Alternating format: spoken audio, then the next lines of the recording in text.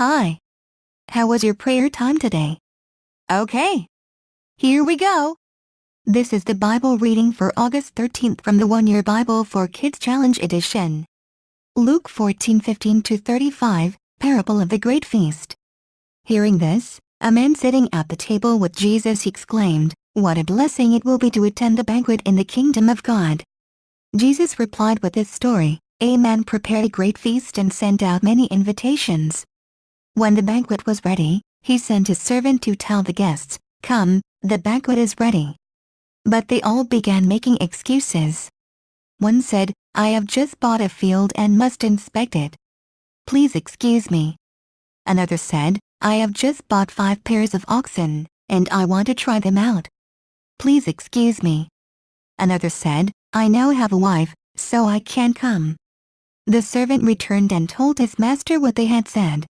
His master was furious and said, 'Go quickly into the streets and alleys of the town and invite the poor, the crippled, the blind, and the lame.'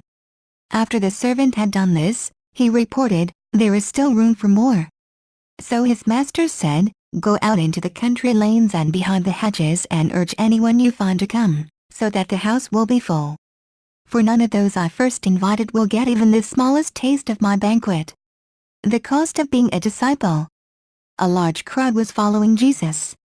He turned around and said to them, "If you want to be my disciple, you must hate everyone else by comparison, your father and mother, wife and children, brothers and sisters, yes, even your own life.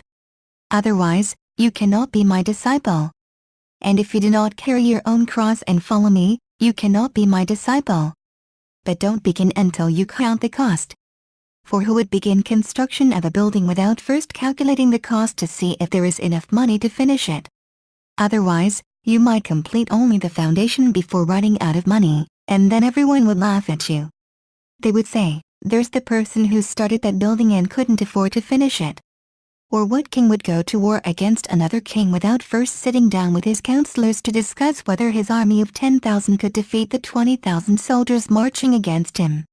And if he can't, he will send a delegation to discuss terms of peace while the enemy is still far away.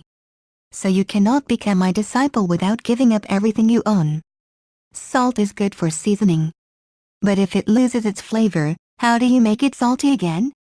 Flavorless salt is good neither for the soil nor for the manure pile. It is thrown away. Anyone with ears to hear should listen and understand." 2 Chronicles 16:9, "The eyes of the Lord search the whole earth in order to strengthen those whose hearts are fully committed to Him." What a fool you have been! From now on you will be at war. And that's our Bible reading for today. Okay. Bye!